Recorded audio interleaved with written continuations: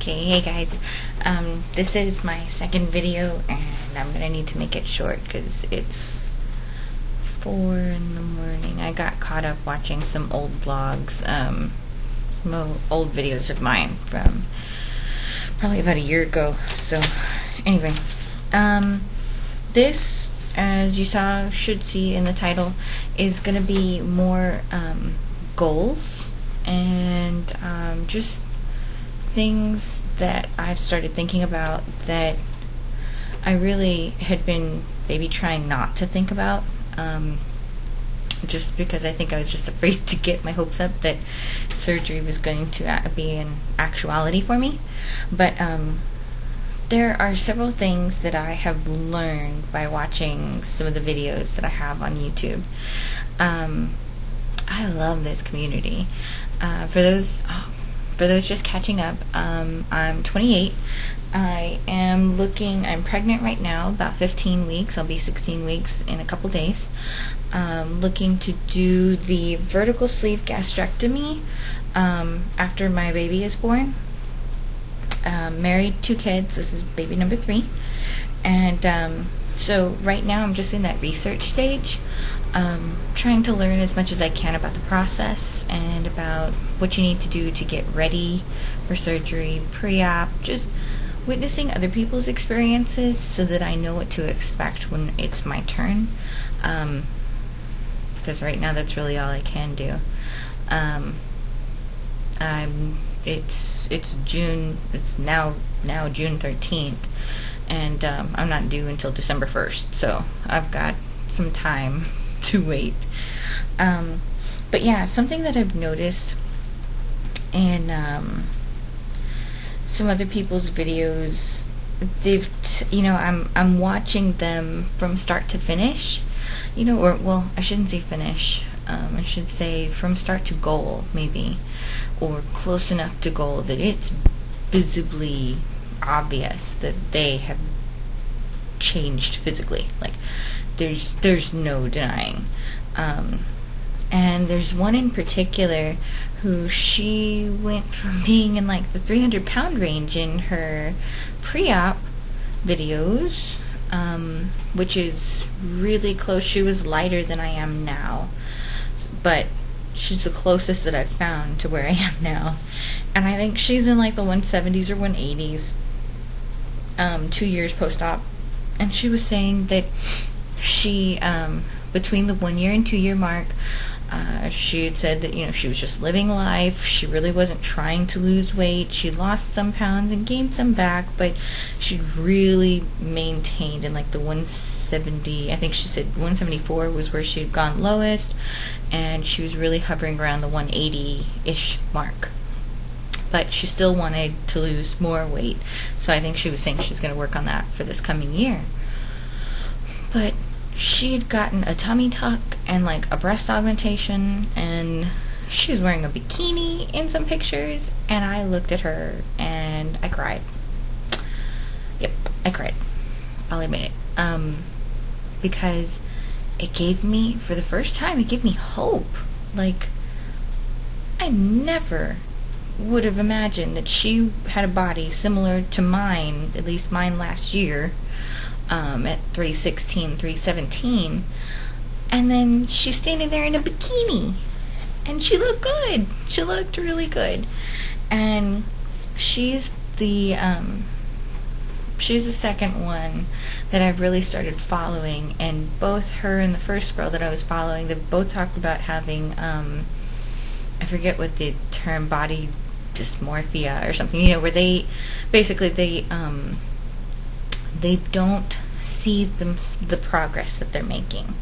They look at their body and they still see the old them. Like, they still see fat. They still see, well, they don't like this, they don't like that. They don't notice a change, even though other people are noticing the change. So I am aware that this is a big problem, and knowing me, it will definitely probably be my problem too, but it is what it is, and that's part of the program. And I know, there are professionals that I can seek to help me with that. But anyway, goals. When I started talking about surgery, the physical aspect of it was just like not even a consideration. When I decided to have weight loss surgery, it was for the health reasons, like the fact that I needed to get out of the 55 plus range for my BMI, because I'm so close to being, 60. I'm closer to being 60 BMI than I am to being 40. And it's just not safe. Like, I think I read once you hit 60, your chances of having complications, even with the most simple of surgeries, goes up astronomically. And I have C-sections with my kids. I don't think I'm done having kids. I had the worst situation happen where I went in to my OB and she said she couldn't use a Doppler on me because she wouldn't be able to hear the baby's heartbeat. So they had to check the heartbeat with the sonogram machine. Do you know how embarrassing that was? That was one of the single most worst, horrible experiences in my life. I am literally too fat to hear the baby's heartbeat. And no, not cute. Okay, so physical changes were not in mind. 7 minutes to get me to say physical changes weren't in my line of sight when I first decided this. But as I'm seeing these people hit goal and get close to goal and drop these massive amounts of weight, it's becoming a realization that if this is the path I'm going to be on, I am actually going to get to look different. And that's a really good feeling. It's a really good feeling to be hopeful. And, I don't know if I'll see a size 12 or a 10 or maybe even an 8, depending on how much weight I end up losing. But I skipped over those sizes when I was little, so it'll be amazing. Like, I'll take it. I'll take whatever. Extra skin, yes, I understand. I know what I'm signing up for. But I'll tuck extra skin where I need to if it means I can shop at a normal store. That's beyond me. So, having hope is a wonderful feeling. It's really nice.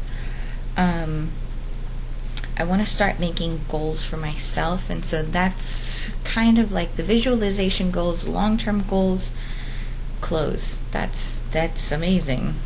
Besides the fact that I'd be able to live a regular life, but goals for the short term, as I'm mapping things out, I'm really realizing how very little activity I actually get in. I am a stay-at-home mom, and because of my pregnancy, I've had the worst morning sickness. Recently, I've been having migraines like 2 and 3 days at a time in a row, where I'm stuck in bed. I can't do anything. And it's just, I've got 2 toddlers, so even if I was to take them out to go somewhere, if I can't trust myself to keep them safe, then I won't take them.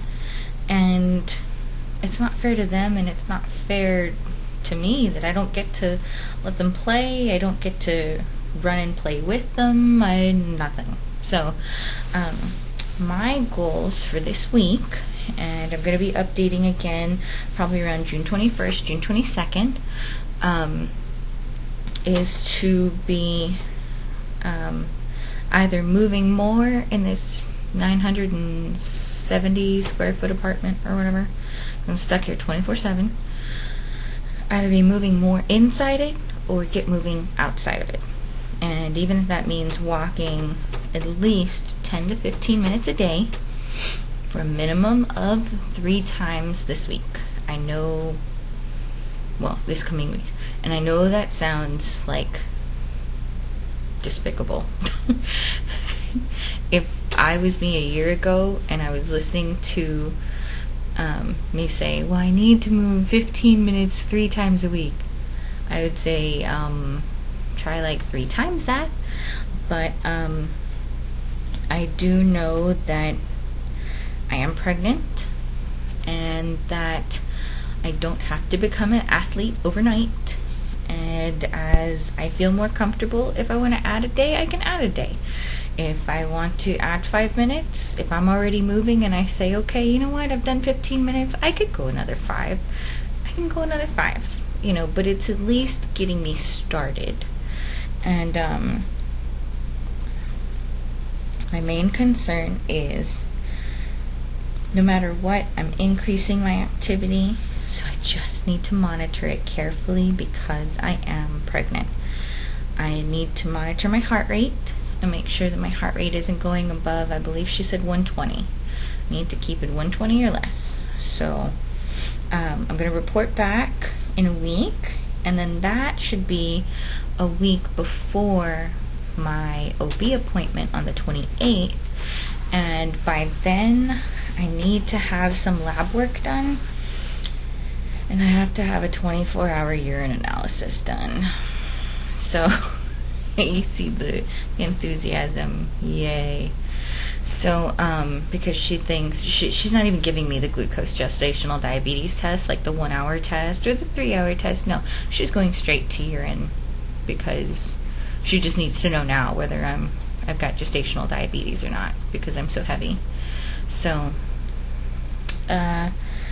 I will report back, and I should have had those labs done by then, so I'm hoping you guys can keep me accountable. But I think that's it for now. Those are my goals. For short-term goals, get moving, get moving, get moving. And long-term goals, just focus on the fact that if I keep moving, I should be able to get into cuter clothes, smaller clothes, and I'll be able to see myself in a way I've never seen myself before, because this is actually possible, and that's really cool. So, okay, I'm going to cut it here because I need to go to bed, and yeah, okay, thanks guys, talk to you later.